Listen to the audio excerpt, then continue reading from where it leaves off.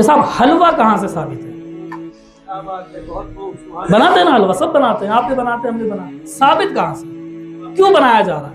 اس کے لیے کچھ لوگوں نے کیا کیا، ویسے کرنے کی ایک جھوٹی من گڑت بات لا کر کے چسپا کر دی کہ صاحب جب جو ہے ایک جنگ کے موقع پر احد کے دن، جنگ احد کے دن، جب حضور علیہ الصلوۃ والتسلیم کے دندان مبارک، پچھلے دنوں آپ نے میرے بیان میں سن لیا ہوگا، کچھ دندان مبارک کا حصہ زخمی ہو گیا، ٹوٹ گیا، شہید ہو گیا، تو ایسی حالت میں حضرت اویس قرنی کو جب خبر ملی تو انہوں نے کیا کیا، اپنے تمام دانتوں کو توڑ لیا، اور جب توڑ لیا تمام دانتوں کو تو پھر ان کو کھانے کے لیے کچھ چیز دینی تھی، اب روٹی تو اسے چب نہیں سکتی تھی کیونکہ دانت تو سارے ٹوٹ چکے تھے، لہٰذا ایک پتلی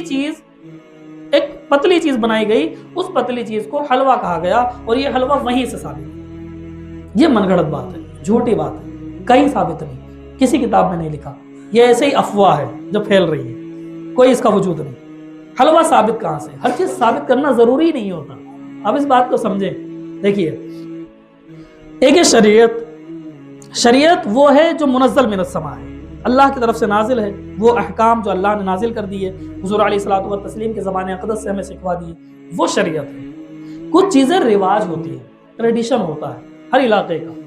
رواج کا مسئلہ کیا ہے؟ رواج کے تعلق سے آپ بات سیدھی سمجھ لیجئے، یہ اصول ہے کہ رواج کے تعلق سے علماء نے، محققین نے، مجتہدین نے یہ اصول بنا دیا کہ ہر وہ رواج جو شریعت کے خلاف ہے، اس رواج پر عمل کرنا ناجائز ہے، اور وہ رواج جو شریعت کے خلاف نہیں، شریعت کا اس میں کوئی عمل دخل نہیں، شریعت کی مخالفت نہیں ہوتی، اس رواج پر عمل کیا جا سکتا ہے۔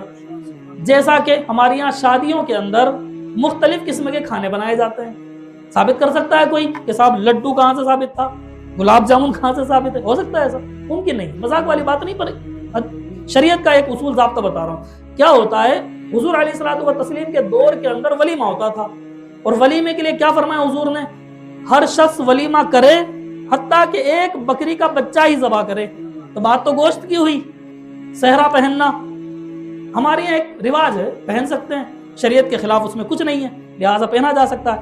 اسی طریقے سے کچھ چیزیں رواج ہوتی ہیں، اور رواج اگر شریعت کے خلاف نہ ہو تو ویسا کرنا جائز ہے۔ حلوہ بنانا ہمارا ٹریڈیشن ہے، اس کا شریعت سے کوئی لینا دینا نہیں۔